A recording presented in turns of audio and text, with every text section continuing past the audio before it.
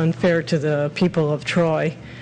With all due respect, there were people that came in fourth in the last council election in 2011 who actually garnered more votes than you had done in 2009. So I think you have less than a mandate as mayor than you certainly do it as a councilman. So I don't know when the election should be, but I think it should definitely be before November. And I think that you don't have to always resort to the courts to resolve issues.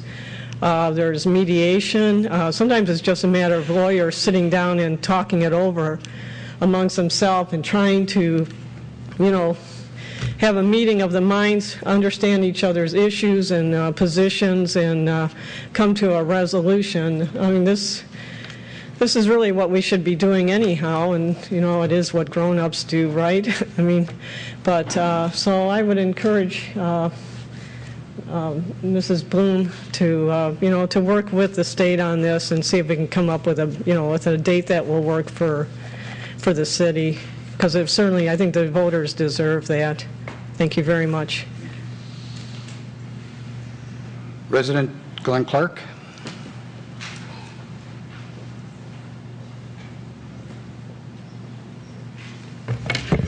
Good evening, members of council. I'd like to talk to you about a number of things related to the legal cliff that our city attorney and our city clerk seem to have brought our city toward and advanced. First of all, there is a question that needs to be answered, and if I've been following the city attorney's comments and the clerk's comments heretofore, and it seems everything hinges upon their comment that the county clerk elections chief told them certain things. And that's not substantiated in the paperwork, which I'll talk about in just a moment. But having said that, I believe at this point in time, the city administration should ask the clerk and the attorney to file a sworn affidavit of who they spoke to, when they spoke to them, and what was discussed related to the advice that they're claiming that the county clerk gave to the city regarding the possible vacancy in the office of mayor and potential recall, and the actions that the city and citizens might take afterwards. Regarding the county clerk's letter, there does seem to be conflicts with what the city attorney and the city clerk have instructed us. Now, there's a dated letter, which I would like to call my Exhibit 1, dated from the county clerk, November 19th. And it says clearly, this letter is to inform you that in accordance with MCL 168.964, you are required to give notice of an election, cause the ballots to be printed, provide election supplies, and do all the things necessary to conduct the election in the manner provided for the office of mayor. So that's quite clear, and that's from Mr. Roselle from the county clerk. The second letter that I'd like to address is from Mr. Thomas, the chief of elections at the state of Michigan, and this is dated November 26th, and he says very clearly towards the end, simply put, there's no legal authority to refrain from conducting an election to fill the vacancy caused by the former mayor's recall until a time of the city's choosing. In accordance with my authority under the Michigan election law, you are directed to take necessary steps for preparation for a special election to be held February 26, 2013. Now, it's interesting that these letters come in to the city attorney's office or city clerk's office, and the one that's addressed November 19th from the county clerk apparently was received by the city and not delivered to city council until 8 days later, missing the one city council meeting. And the letter that was addressed to the city clerk, November 26th, apparently came in by email, and I believe the city attorney addressed the fact that it was received in a previous comment that day before the actual city council meeting started at 7:30. If that was the case, all power in the city administration hands needed to be exercised, downloading that information and presenting it to council, even if it's just forwarding and saying we don't have time to give you our opinion on this. Thank you. Resident James Savage.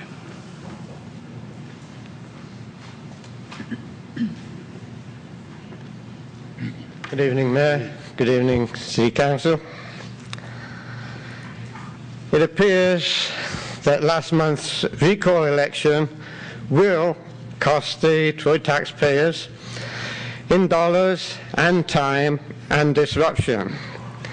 And there needs to be some accountability for the mess that keeps getting worse. And there is no way that Ms. Daniels can be blamed for this. All the laws were followed and the democratic system was working fine until the 2011 election. Then a group of people, not satisfied with the results, decided not to abide by the system that has worked for hundreds of years. These are the people who are to blame for this situation. We need to know who these people are. Who took the word queer from a Facebook page and blabbed it all over the world? Who contacted homosexual groups to come from all over and badmouth our city mayor? We know that Mr. Benkowski filed the recall petition before he got all the legal details sorted out. He must be held accountable. The leadership of the Chamber of Commerce, who brought people in to badmouth our mayor and our city, also should be accountable. The events of the last 2 weeks have indicated that our city charter is not set in stone, and that Janice Daniels has been vindicated of all the allegations leveled against her. Someone must be accountable, and that has to be the people who initiated and supported this ridiculous recall. The great thing about our system is that our elected officials are held accountable at the next election. Thank you. Thank you. Resident Charlene Feminino.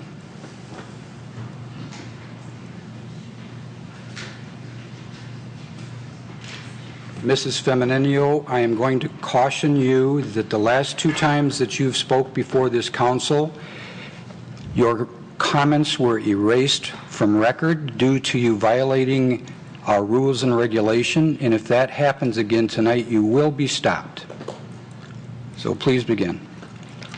Okay, well, that's your opinion. It is my understanding that you and Maureen McGinnis and Doug Teets, after I left, colluded to prevent my remarks from last week to be omitted from the written record.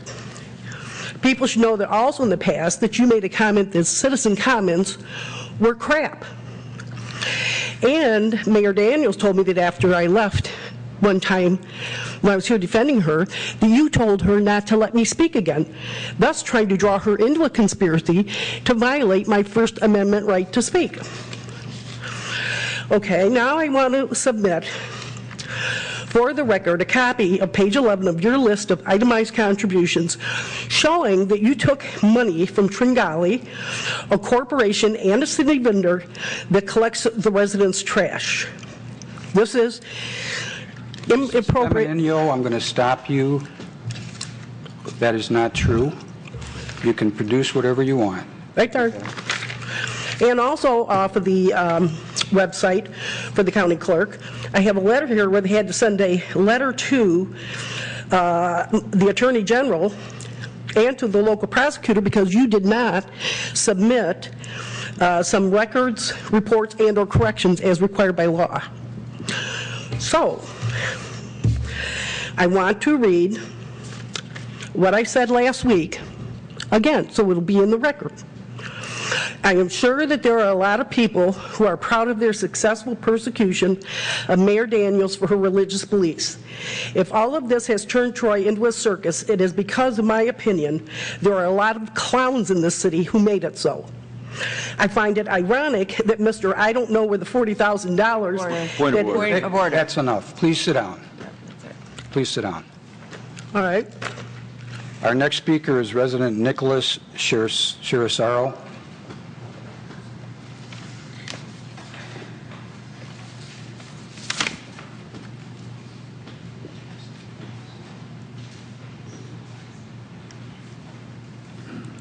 Good evening.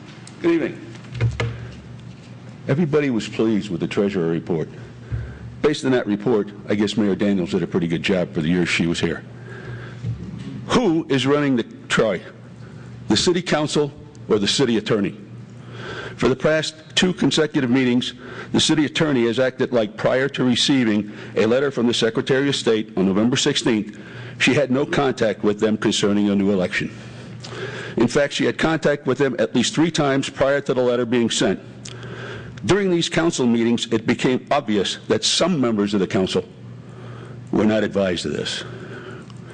On November 26th at 3:45, she advised Ms. Bittner, the city clerk, not to accept 2 applications for mayor for the state-directed election on February 26th.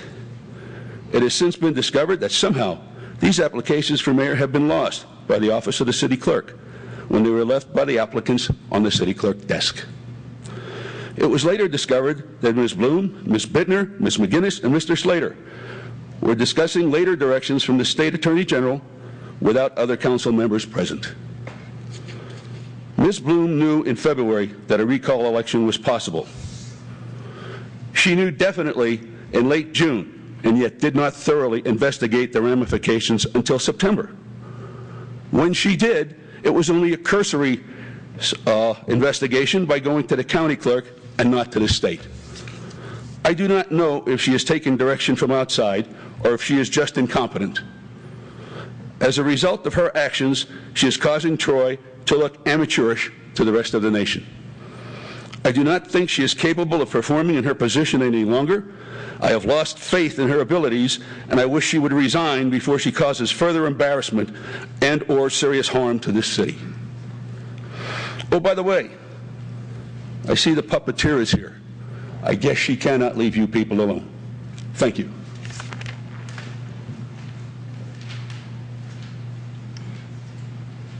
President Gordon Shepke.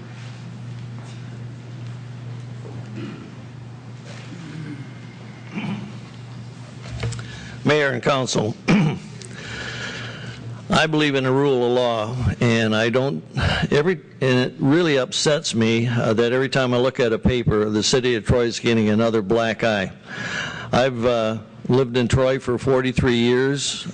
I've raised 4 children here with my companion of 53 years, who I dearly love. And I'll tell you what, the city of Troy over the last year has been dragged through the mud and denigrated in the news by a group of people in here that I've really lost a lot of respect for. A difference of opinions are one thing, but this intentional, what Janice Daniels went through, I wouldn't put a dog through.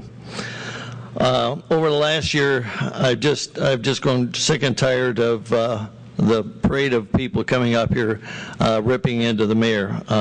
It's disgraceful. I think that even if you lived in a fishing village somewhere up in Alaska, you've probably heard about Troy through all of the bad things that happen in the media. As far as the replacement, the city attorneys talking about the replacement of the mayor, I don't think there would have been a successful recall if the residents knew there'd have to be a special election. And as far as the city charter taking precedent over state law, if there was a dispute between the two, I would take the state of Michigan. After all, we're chartered by the state, and I'm pretty sure that they're going to take precedent.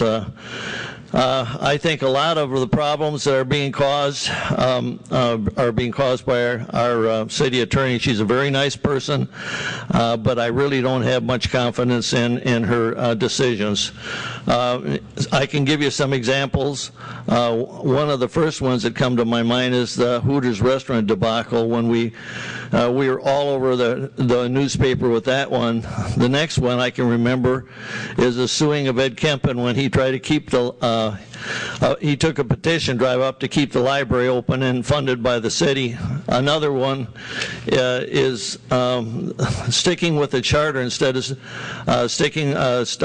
going with the state of Michigan and finding out and doing due diligence with the people that we have to answer to. And the transit center really scares me because we don't have undisputed title to that land, and they're still in court fighting that one. And we've already stuck over around $400,000 into that that we won't get back. Whoever heard of building on land that we don't have clear title for? The state of Michigan's laws are legal, and legal procedure and a special election to fill the mayor's position vacated. Thank you. Thank you. The next speaker is resident Linda Kaima.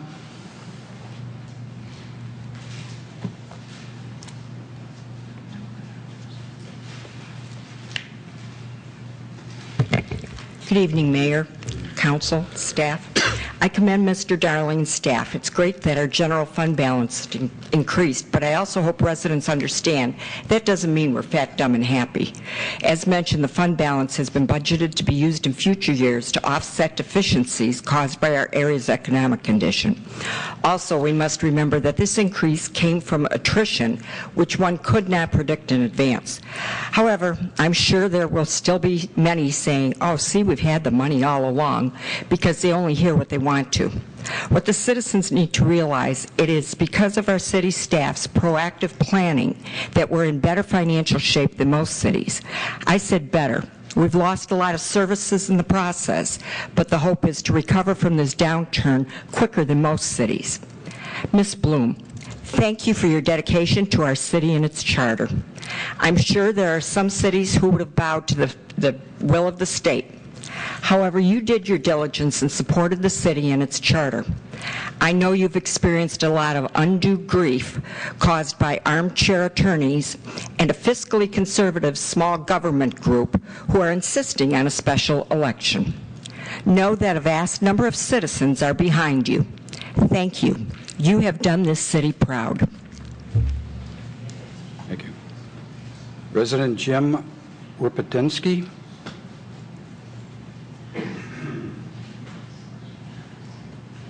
Good evening. Good evening, Mayor, Council, City staff, Troy residents. I won't be too long tonight, but I just thought I've been remiss in not commending a couple of the staffers here, one being Ms. Lori Griggs Bloom and the other being Aileen Bittner. I think these two young ladies have done a fabulous job for us. And they've been getting all kinds of grief all over social media and in the council chambers here, and I just really hate it because I think they are doing a fine job, and I think they may be vindicated when we win our suit with the state, if there is a suit. And although, Mayor, I'm not a big fan of yours, I have to commend you for your unwavering support of these two ladies throughout this thing. I think you've gone above and beyond in that regard. So I thank you for that. And I thank the other council members that have also been supportive of them.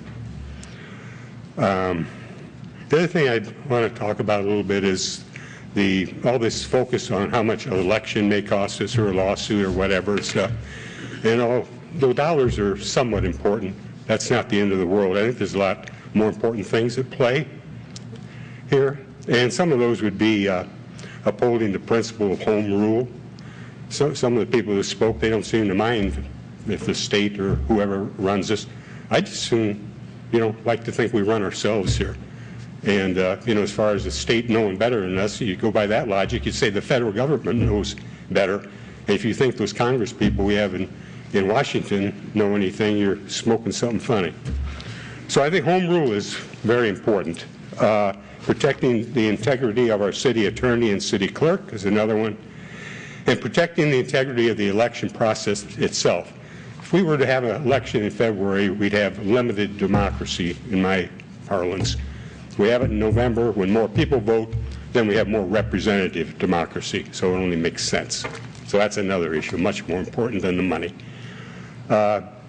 And getting state law and the city's charter in sync so that we don't have these problems in the future.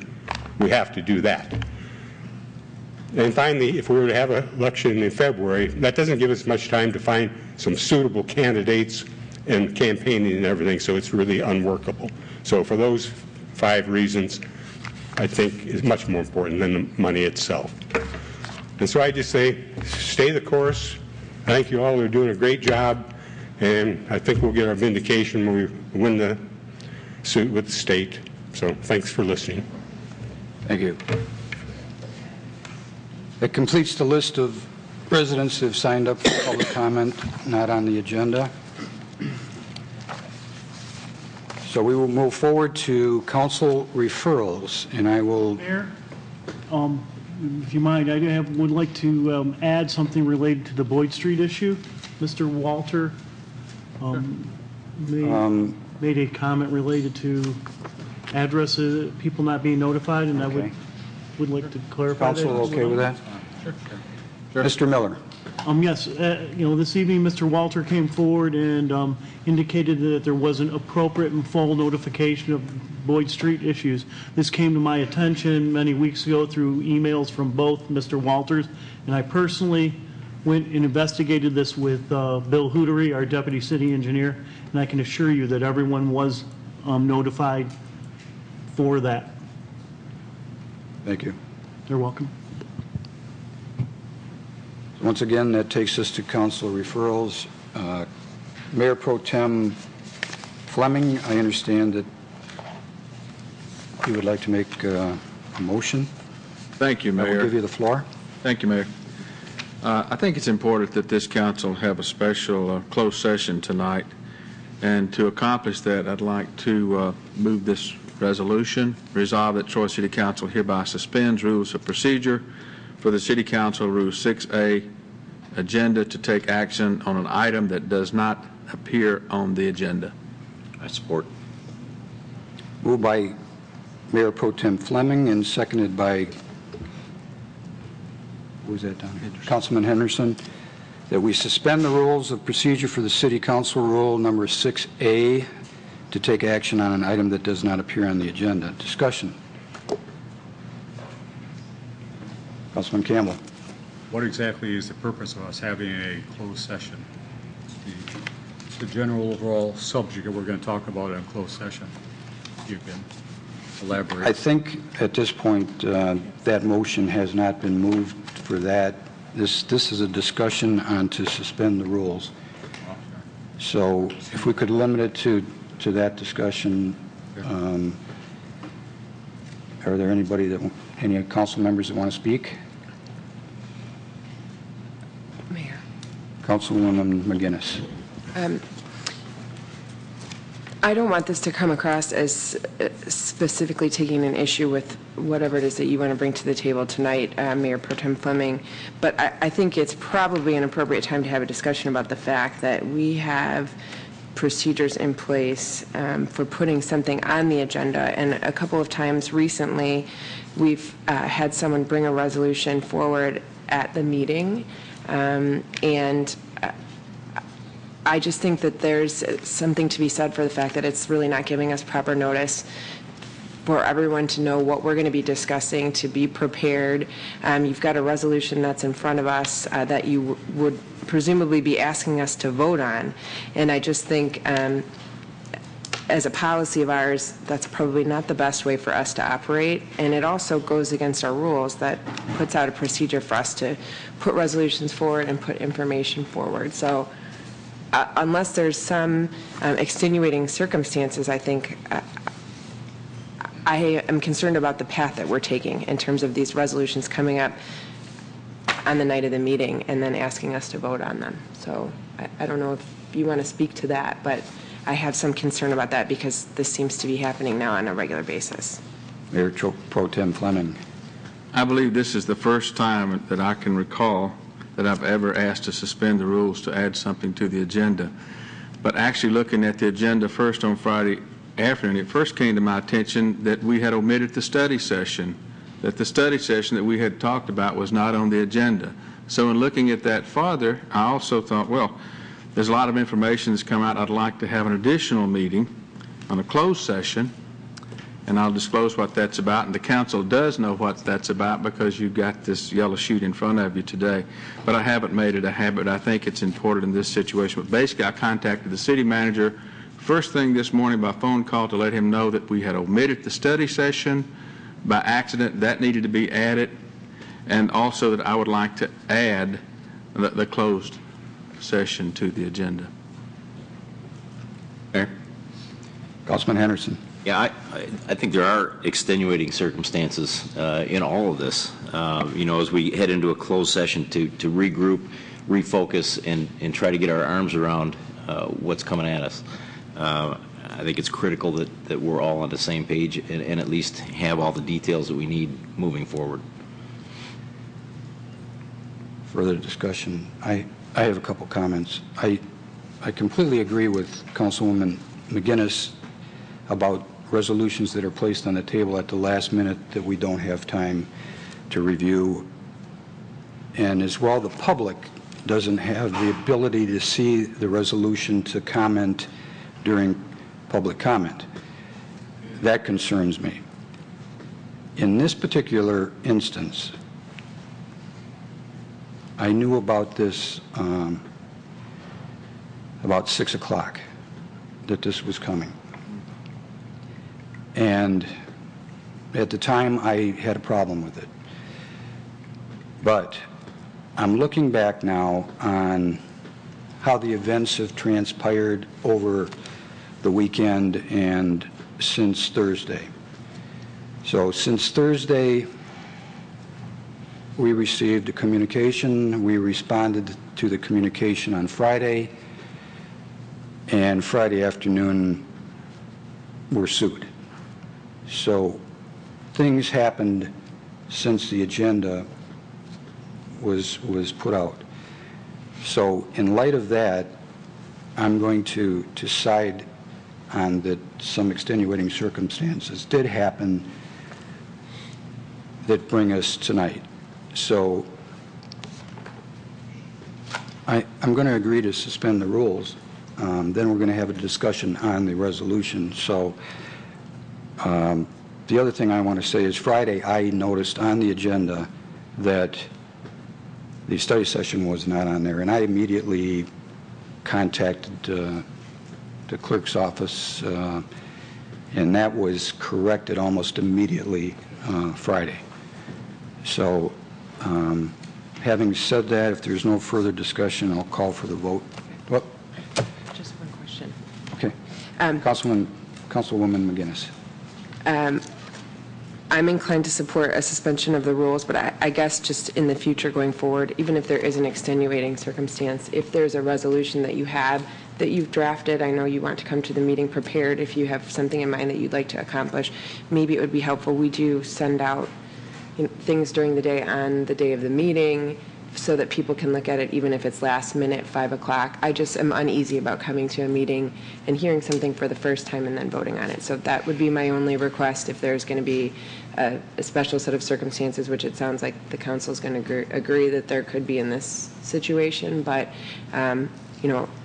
I think if that's something that you have and you've been working on during the day, if it's something that we can see even at 5 o'clock is going to be better than not at all. So, Mayor Pro Tem Fleming. Mayor, I certainly agree, and I apologize for this being late. And if I ever do this again, I'll certainly do my best to give you more notice than you have this time, and I apologize for that. And just a final comment from me. I read in the Free Press this morning that we were going to have a resolution on the table today, and I would just ask in the future that I don't read about that in the paper, that we communicate with each other and don't tell the media before we tell the council members that there's going to be a resolution on the table. I would just ask for that also. So, Councilman Teets. I think you're referring to me, and I have the same concern sometimes because I sometimes learn about things in the paper, documents in the paper, and I'll be addressing that in just a couple minutes because I too have concerns because I've learned about certain things secondhand and so forth. So I totally can appreciate that. Thank you. Mayor Pro Tem Fleming. Just to be clear, I have not spoken to anyone at the Free Press about this suspension of the rules and what I'm proposing tonight. I can assure you of that. And if you find me quoted, I'd certainly like to know that because I have not spoken to anyone about any news media about this closed session I'm requesting tonight. The vote, Ms. Bittner. Councilmember Campbell? No. Mayor Pro Tem Fleming? Yes. Councilmember Henderson? Yes. Councilmember McGinnis? Yes. Councilmember Teets? Yes. Mayor Slater? Yes. Motion passes. Mayor Pro Tem Fleming. Yes, the resolutions is for closed session to discuss Robert Davis and Citizens United Against Corrupt Government versus Michigan Secretary of State et al. And Secretary of State Ruth Johnson versus Aileen Bittner, Clerk, City of Troy. The resolution, be it resolved that Troy City Council shall meet in closed session as permitted by MCL 15.268E, pending litigation, Robert Davis and Citizens United Against Corrupt Government versus Michigan Secretary of State et al. And Secretary of State Ruth Johnson versus Aileen Bittner, Clerk, City of Troy. Support. Moved by Mayor Pro Tem Fleming and supported by Councilman Henderson. I'm not going to read this. I'm just, as stated by Mayor Pro Tem Fleming. Discussion. Councilman Teets. Up till this point, we haven't given any guidance to our city attorney how to handle this lawsuit. And I think it only makes sense that the citizens, through their elected officials, the city council, speak directly to the issue. We elected our current mayor, Mayor Slater, prior to the lawsuit. Any votes then were cast prior to the lawsuit. And so today is our first meeting since being sued by the Secretary of State / Attorney General. And so I think this is appropriate to have this conversation and give some guidance to our city attorney. So I'll certainly be voting yes.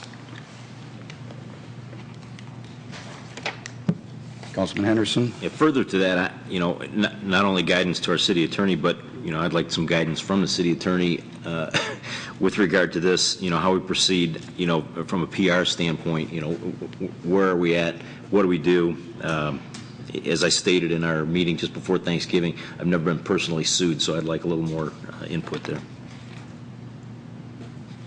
I'm going to call on City Attorney Boone, but before I do, I completely disagree that the city attorney has not been given guidance in this regard, but I will let her speak to that point. Ms. Bloom? Thank you, Mayor. Actually, Mayor, the reason why I asked for the microphone just for a moment is just to assure the public that no votes will be taken, because that would be a violation of the Open Meetings Act. So I wanted to make sure that that is stated publicly. No votes will be taken. I certainly am willing to provide any information to you as to these lawsuits, and the resolution is appropriate for you to go and convene a closed session. Is there further discussion? Councilman Teets. Perhaps I've missed something in one of the meetings, but where have we given that guidance to the city attorney? I want to make sure that I understand, so the public understands where we have given that guidance. Perhaps she's raising her hand. I've spoken to the city attorney regarding that, and I think she could answer that question. Ms. Bloom? Yes, and I just want to make sure it's clear that we just talked a few minutes ago. You had asked me that question specifically. Way back in September, we set forth the procedure that we would be following, and that is a procedure that we have continued to follow. We have not been given any direction to change that position of the city, and so we have been proceeding in that fashion. I am also charged with the responsibility to protect the city's interest and the interest of the officials. We have been sued. I am defending the city officials in both of those cases. Further discussion? The vote. Ms. Bittner. Mayor Pro Tem Fleming? Yes. Councilmember Henderson? Yes. Councilmember McGinnis? Yes. Councilmember Teets? Yes. Mayor Slater? Yes. Councilmember Campbell? No. Motion passes. Council comments. Are there a member of council that wish to comment at this point? Councilman Teets. A citizen brought up something that's concerned me a great deal about the council receiving all of the data and so forth at the same time. And I think that the citizen was referring to conversations the city attorney had on the 15th of November, which I wasn't privy to until I received a copy of a FOIA request that I received, I think it was Thursday or Friday this last week. First off, did any of other city council members know about that conversation that was had? With the Attorney General, a conversation between our city attorney and the Attorney General? The Attorney General? The Attorney General's staff. It was in the series of emails that were sent back and forth on the 15th. So, Mayor? City Attorney Bloom? Yes, thank you. Yes, there was a FOIA request. I did willingly provide, in compliance with FOIA, communications that I had received with Christopher Thomas ahead of time.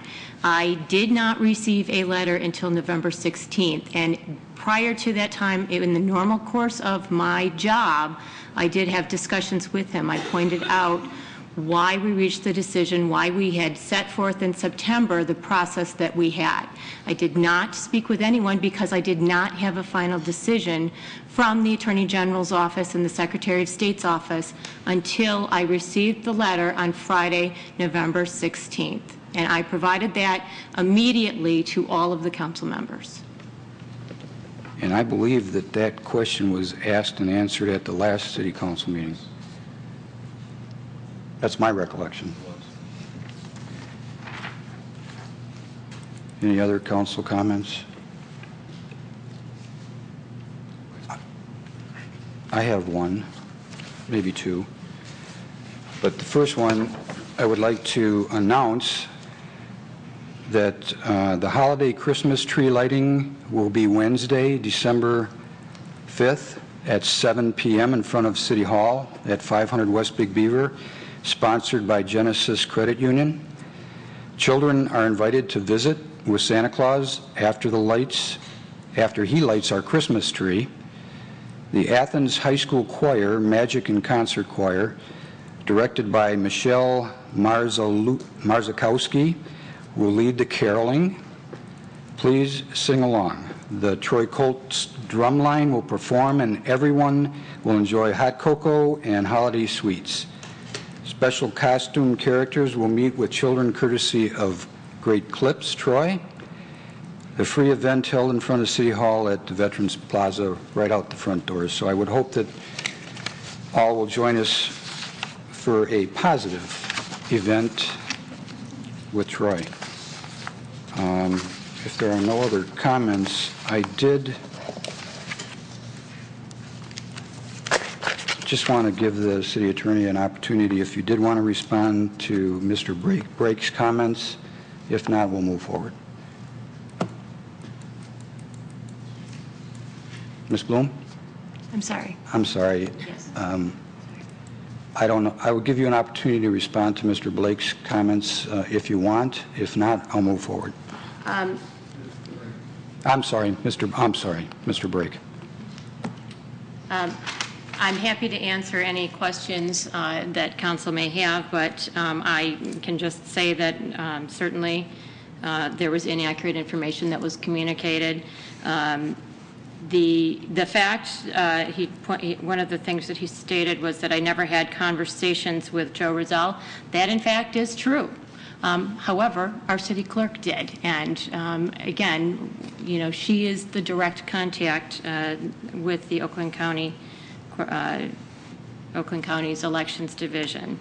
As far as myself keeping facts from council, that is absolutely incorrect. As soon as I have been provided with information, it has been communicated, other than the discussions that I had with Christopher Thomas and the persons from the AG's office, which again, I provided my communications with them pursuant to the FOIA. So you all have that. I provided that to council when I gave it to Mr. Brake as well. So you should have that. Thank you. Just to let the public know that we will be going into study session after this meeting to discuss the 41 applicants. That wouldn't surprise me if it is now maybe 3, but we will be doing that. And then after the study session, we will then be going into closed session to discuss the resolution brought forward by Mayor Pro Tem Fleming. But just to let you know, the course of action will remain the same. There will be no votes in the study session. So with that, we will move to reports. Are there any reports that anybody wanted to bring forward from tonight's agenda?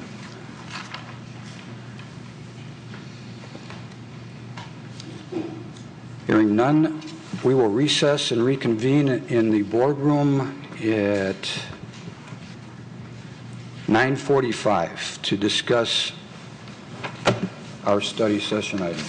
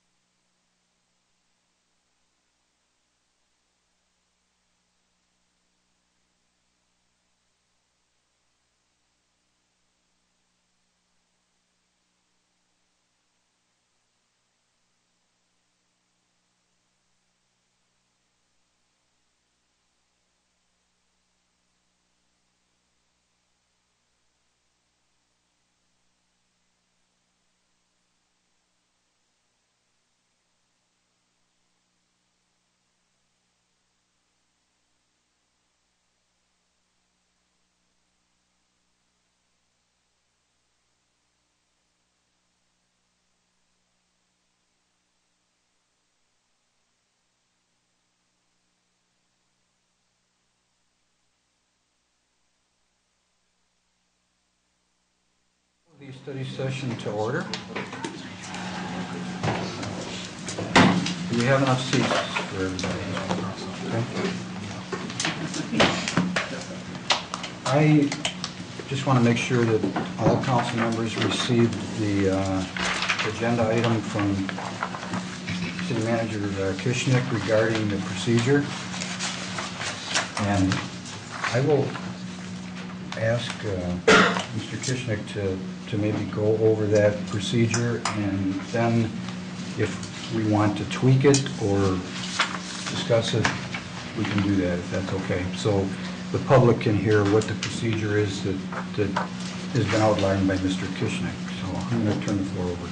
Thank you, Mayor. And Council, we're trying to continue on with the same process that you've done in the past, and that everyone understands. And the first part, although in this particular process we're not trying to get to one person, we're recommending you get it down to 3. If you want to interview, if you want to get it down to 5, that's something for everyone to discuss. But the example we chose and illustrated was to get it down to 3. The first part's a little more difficult, and that is to go around, get the names on the board of, say, the top 15, synthesizing everyone's, and it might be more than that, it might be 20.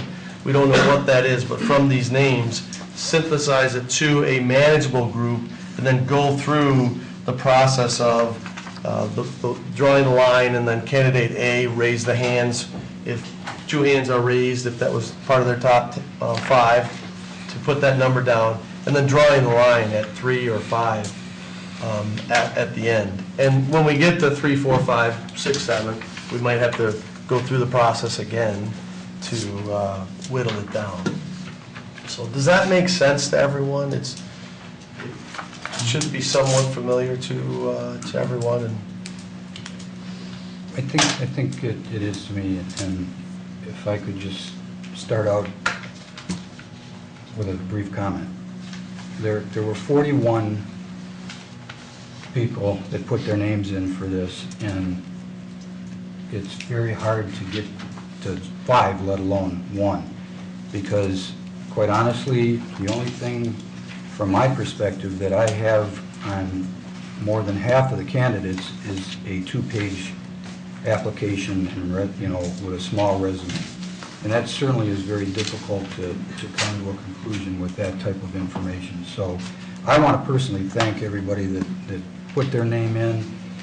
And if you don't make the final cut for the interview, I hope you understand that this is a very tough way of doing things without personally sitting down and talking to everybody and or having them come before us and speak. So having said that, when I thought this process was going to start, I never imagined we'd have 41. So I was very comfortable with 5 back when I thought the number might be 15 or 20. So I'm going to kind of leave my opinion open to see where we get with our list, because we may want to have 7 or 8 interview because of the number that we have. If we all feel comfortable that maybe we want to have more than 5, then I think we should do that. And even if we feel like we want to not start with 5, we want to start with 7 or 8, I'll throw that out there. So I think maybe if we could just move around the table and get some comments before we start from each council member, that would be helpful for me. So Councilman Teets, if you would start. I think we just do it as written out here. There's the top 5, and okay. Let's do the funnel quick. And I think if we did 8 interviews, we'd find 8 good candidates. If we do 5 interviews, we'll find 5 good candidates. So I think we just need to funnel it. So I think if we do our first 5, and then maybe we end up with 30, or we end up with 12, and then we can figure out game plan from there. Councilman Campbell. I agree. I think 5 is a manageable number if we truly get down to 5. I think you get 7 or 8, and we're gonna have a real problem when we try to interview all these people. It's not going to be fair to them or for us, I think. So we get 5 of our good ones, and It's going to give us a pretty good list to pick from, I think. Councilman Henderson? Same here. Five is a good manageable number without. Councilwoman McGinnis? It's a two-part question I'm answering. One is, I know we had originally talked about 2 to 3 for an interview. I would actually feel more comfortable if we agreed on 5 candidates that we interviewed. I know it's a little bit more work for us, but luckily for us, we just went through this process with our city manager somewhat. So I think we're comfortable with that interview process, and I really felt a different sense of comfort after that interview process. I do think that there's something to be said for meeting someone face-to-face, being able to interpret not only their answers to our questions, but their nonverbal cues and all of those other things. So I would definitely be willing to put in the extra time to have additional interviews so we can get, 5 candidates that we can really feel comfortable. We all get the same opportunity to vet. And then the same kind of applies for the number that we're going to throw out tonight in terms of names from a starting point. I think the goal here, we can pretty much be certain we're not going to have a unanimous decision. We're not going to have the same candidates, all of us. So I think if we can start from a bigger pool and whittle it down so that we can really kind of build consensus again, and kind of open up the discussion. We can't talk about 41 people, but as we kind of move things down the line, we can have a little bit more in-depth discussion as we get to that level. So I would prefer if we could throw out more than 5 names per person, but if I'm the only person, then so be it. And what kind of number were you thinking?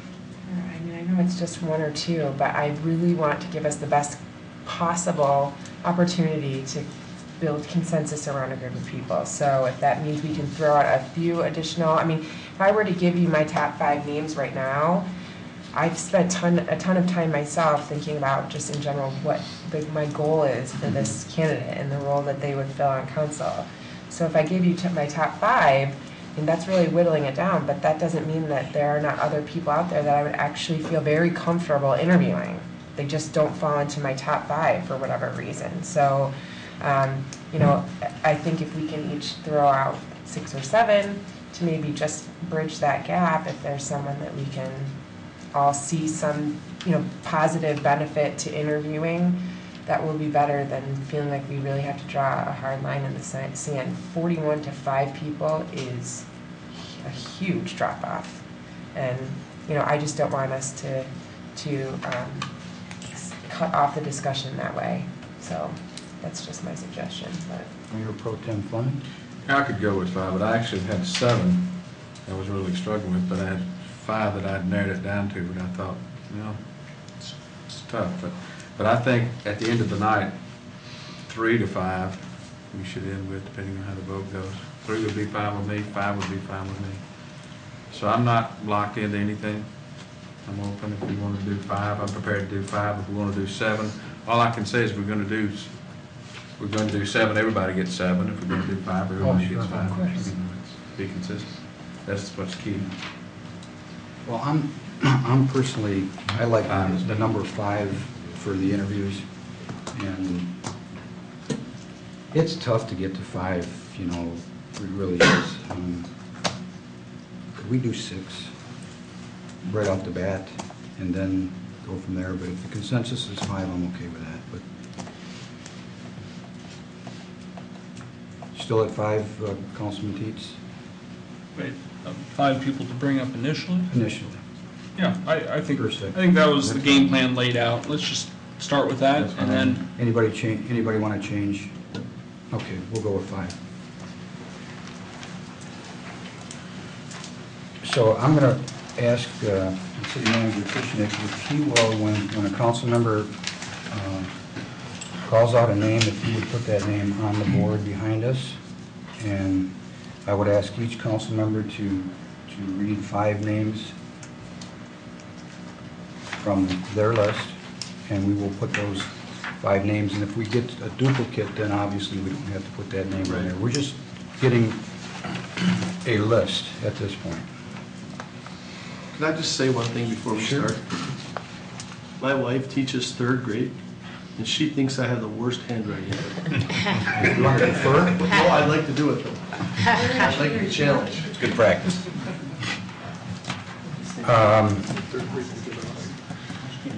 You want me to go first? Or? You can start, doesn't matter. I'll start, Chair. Richard Bobian.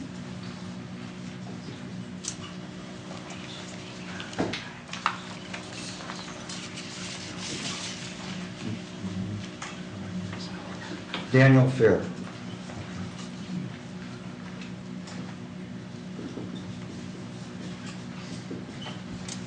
Gary Hoff.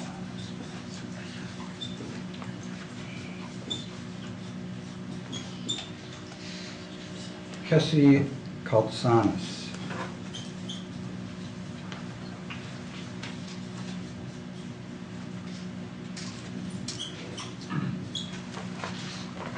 Edward Pennington.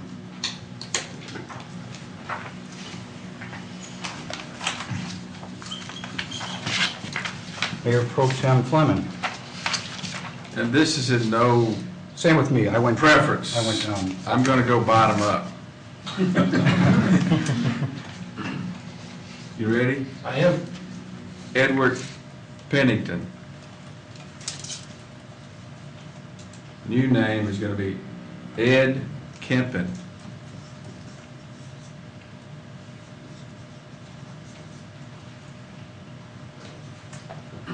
New name is Carmen Johnson.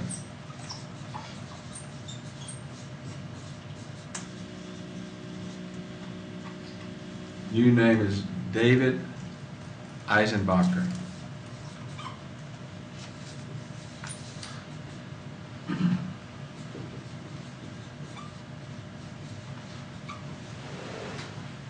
New name is Bert Koppel.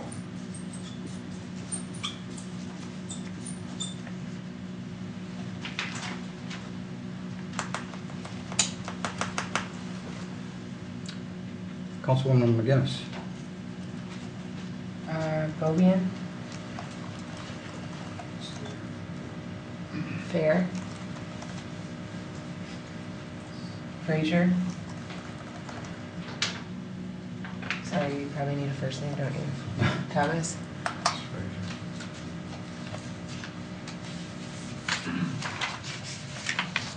Michael Hudson.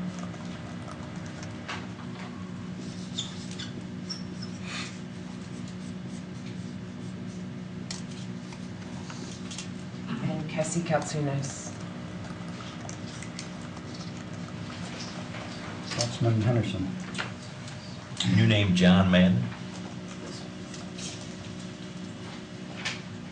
Ed Pennington. 1 second. Just like the football player.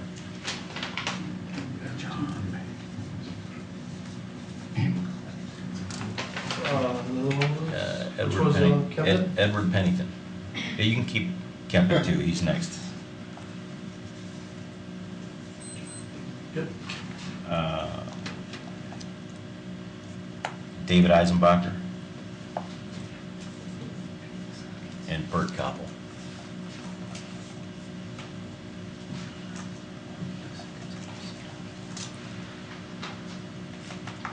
Councilman Campbell. I'll see how long you'll hold that pen up. Pretty good writing, isn't it? It's very good. I'm impressed. Your wife would be really happy. I'm working. I'm impressed. Richard Bobian. Daniel Fair.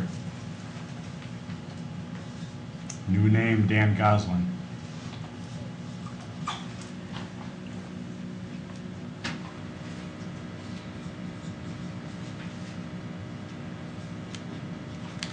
Kessie Kaltouris.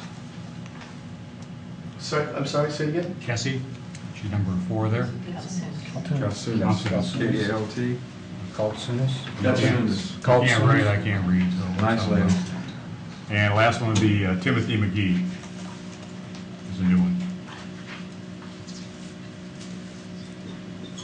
Councilman Teets. Bert Koppel. David. What was the first one? Bert Koppel.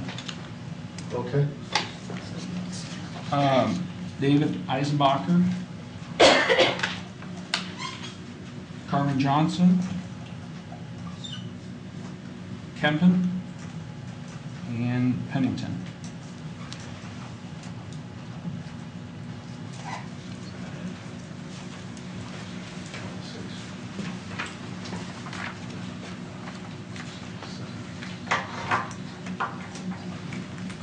So, 1, 2, 3,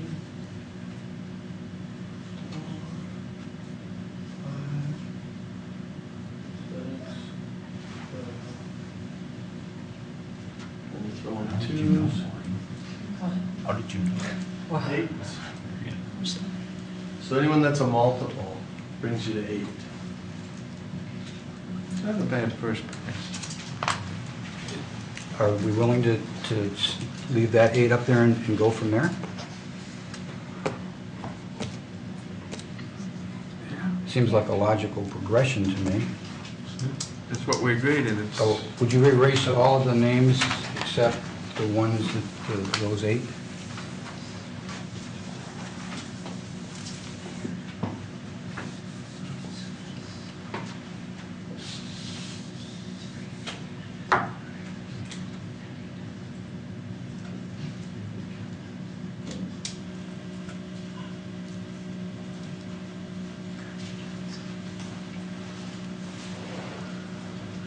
We want to do 5 again? Yeah, 5 for 4. 5 for 4? Oh, 4. What are you thinking now, Dan? Do we want to do... Let's do 4. We have to do 4, I think. Yep. Keep narrowing it down. Keep narrowing it down? Each person gets 4 to pick 4 names from the 8 that are up there. Correct. Okay. Is everybody comfortable with that? 4 names. 4 names? Yeah. And maybe we can... See where that leaves us, See and that. then maybe that's all we Maybe need that to may do. be all we need to do. Correct. It may be short night here. History of surprising ourselves. We surprise ourselves. Well, this is the process that forces you to be quick. But I think it's fair. I do too. So we're going to get what now? We're going to get 4 We're going to votes? go 4. You want to reverse it this time? Or you Yeah, want to keep the should. same? Reverse it. Councilman Teets, 4?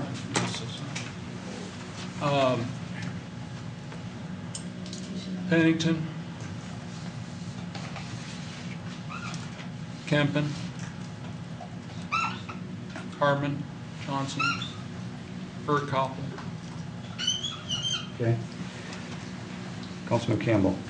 Bogan. Fair. Jesse. And Pennington. Councilman Henderson. Pennington, Johnson, Eisenbacher, and Koppel. Councilwoman McGinnis.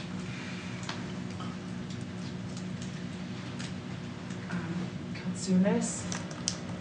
I'm sorry? Councilman. Yeah. Bobian. Daniel Fair. And Mr. Pennington. Mayor Pro Tem Fleming. Pennington, Johnson, Coughlin,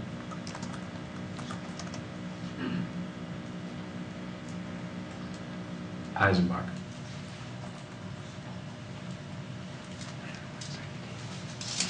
Bobian.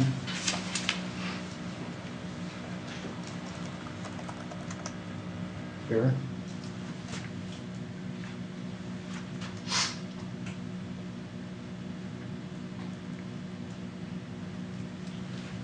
Kaltsunis.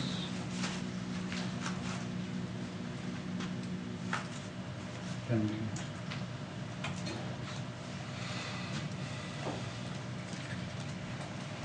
Okay, you could take away Mr. Kempen and Mr. Eisenbacher. And we have 5. Number 6. We have 6? 6. You want to do 6? Or do you want to whittle it down one more? What you wish? Well, there's 5 with 3, so Right. if we have a runoff between those 5, it'll get us to our 5. Well, let me just throw this out. 1, 2, 3, 4, there's 5 names up there that have 3. Let's just do them all, because 3 people on this council, this is just the interview, this is not the final. So I'm saying let's let all the 3s have an interview. In the interview process, What's 5 or 6, I mean, you know, how many questions are we going to have for the... 1 per person. We're not going to have as many as we did with the city manager. I think that the thought was one per council member. I mean, it's not fair to just pound these. Is there consensus to, let's just do 6? Yes. Councilwoman McGinnis? That'd be fine. I mean, I think we owe it to everybody to spend that extra time. It's close up there, but I think the interviews will definitely make things a lot more clear for everybody. Now, my only question is, do we have to ask every single person the same question? Yes. Okay. So each one of us get a question. Each one of us gets a question. Do we want to do this the way we did it before, submit our questions so that we don't have redundancy? Mayor, I'm happy to facilitate. I'm sure that the clerk or the city manager could also facilitate that as well. And then also, just because you are going to be asking them the same questions, perhaps we can facilitate by having them in a separate room or something so that they don't have the advantage of hearing the questions. And nobody will share any questions with anybody. So, 1 week to get we'll say next Monday by noon, have your question into the city attorney or Ms. Bittner. Is that fine?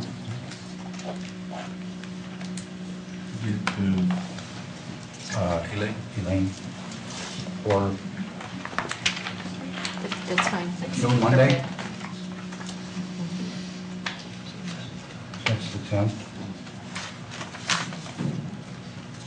And obviously, if you want to do it before then, that's fine. So is there a consensus to move forward with these 6 names for the next council meeting, to have interviews and make a final decision at that date? Yep. Study session, we are in recess and we will reconvene in a closed session in 5 minutes. Okay.